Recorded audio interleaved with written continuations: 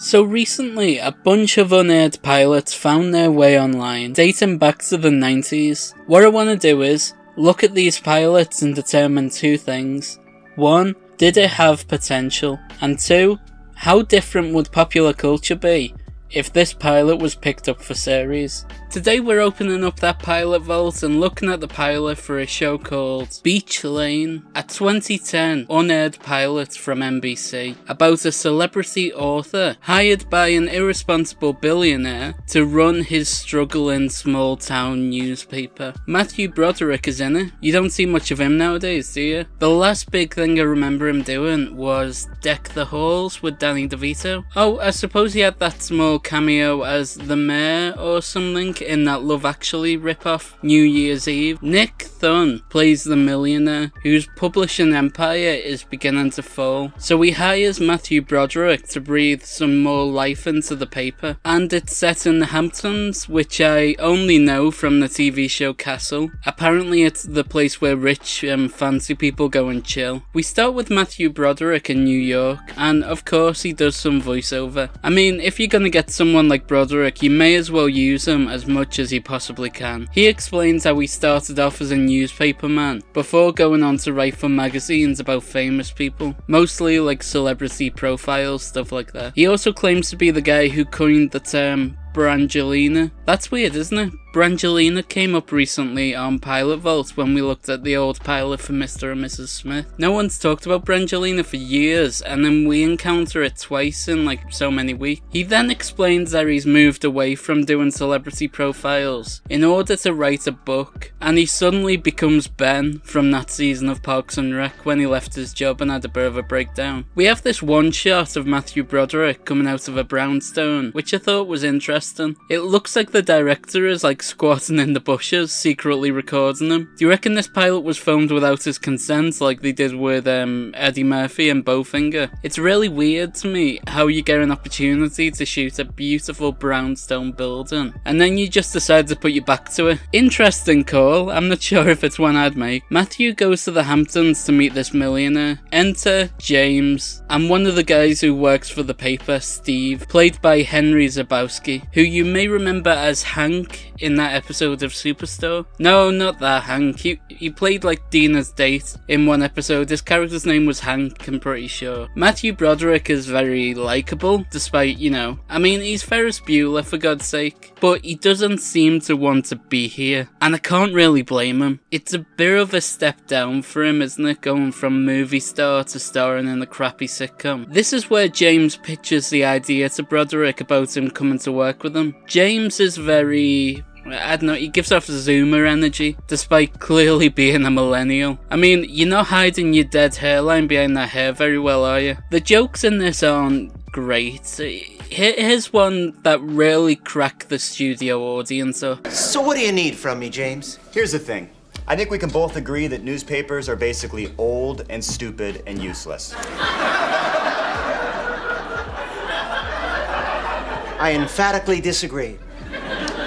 Not great, is it? They're all like that. I don't think there's a decent joke in this. And Matthew Broderick delivers his lines really poorly, which is confusing, because I think he's actually a decent actor. Apart from, Godzilla 97, but we don't talk about that. But listen to him. You can hear him acting. I don't know what any of that means.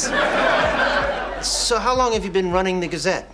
I don't know why he delivers such a bad performance. Broderick meets with the other reporters properly in a staff meeting. They don't really have very, well-rounded characters. Not much time was put into this, I don't think. And we also get a tease of a guy named Don in the basement who does the printing. I presume this would have been one of those characters we hear about all the time but never see, like Maris from Frasier or the ugly naked guy from Friends. They talk about some boring newspaper stuff, and you know what? I've already suffered through one boring newspaper show. I just recently finished watching Hilary Swank's TV show, Alaska Daily, where she plays a reporter, and that was really dull. I can't be bothered putting up with it again for this. Oh look, it's Kristen Johnston. She played Drew Barrymore's sister in the Hugh Grant movie Music and Lyrics. That's a great film. I love that movie. In this, she's playing James's sister. I do sometimes wonder if she just takes on the roles that Jennifer Coolidge turns down. Coolidge would have been perfect for this role. Hey, we can't even really laugh about Jennifer Coolidge anymore, can we? After how great she was in The White Lotus. Didn't she win an Oscar for that? I'm sure she did. Well done to her. I mean, Kristen Johnston's phone is about to be ringing a lot more, isn't it? But yeah, she's made up. We learn that James and his sister recently lost their father, and out of all the businesses they now own, the newspaper is the only one that doesn't make money. We then have a moment that the studio audience seems to love, where Steve warns Broderick to stay away from Kristen Johnston because he called dibs on her. I mean, listen to the two people in the audience who find this hilarious.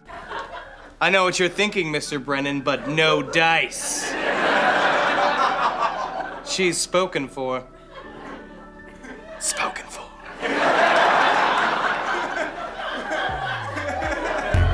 What is going on there? Are they drunk? I don't find this funny in the slightest. The writing is so poor. What's happening here? Broderick does a little cry about the ethics of being a reporter. His character is very one note. It's meant to be a fish out of water type story, but at the end of the day it doesn't work. Because he volunteers to be there. He accepted an offer. He didn't need the work, he didn't need the money, he chose to. I think the only way you could make this interesting is if he shook things up and changed it so there's more of a reason why he's there. Say he's at the paper because something awful happened in his career, which means he has to take this job.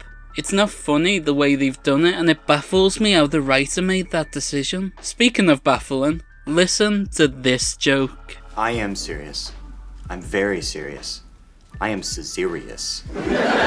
That's not funny. Am I going insane? The whole video could just be me playing clips and saying, what's funny about that? Because I don't get it at all. The jokes are so generic and dull. Who on earth wrote this? No way, it's Paul Simms. He wrote some decent episodes of The Larry Sanders Show, and apparently he worked on What We Do in the Shadows. Never seen that show. I saw the film once and it was the most boring film I've ever seen in my life, but I think I'm just not a Taika Waititi fan. Thor Love and Thunder was basically a war crime. But like I said, I've heard good things about it. But Paul Simms wrote for The Larry Sanders Show, one of my favourite shows of all time. What happened here? How did he write such rubbish jokes in this? It doesn't make any sense. Right, look at this joke. See if you can rustle me up a banana smoothie. That would be amazing. I'll see what I can do. What was the joke there? Where was the funny bit? Was it the way he said amazing? Was it the fact that he asked for a banana smoothie? I don't get it. Someone please tell me. How does a man go from writing one of the greatest comedy shows of all time to sitting there and writing that joke? It's not even a joke. I don't get it. I'm fuming. They take a little jab at Tom Cruise and his height. Does anyone remember in the early days of the Graham Norton show where Graham would make jokes about how Tom Cruise was small and a bit weird? But then when his show became this big hit, suddenly he was on the show and he was being all nice to him. Always thought that was a bit weird, but hey, it's not like, Matthew Broderick was ever going to be in a Tom Cruise film anyway. We get some more unfunny stuff with this Steve guy. He's basically a poor man's Zach Galifianakis. Matthew Broderick gets a lead on a story about an orphanage and yeah, I don't care. It's not very interesting. It's a desperate attempt to wrap this pilot up and make it feel like something happened in it, but it's just a big nothing burger. Matthew Broderick seems to forget where his line was, so the other actor helps him out, and then they pretend that it was part of the show.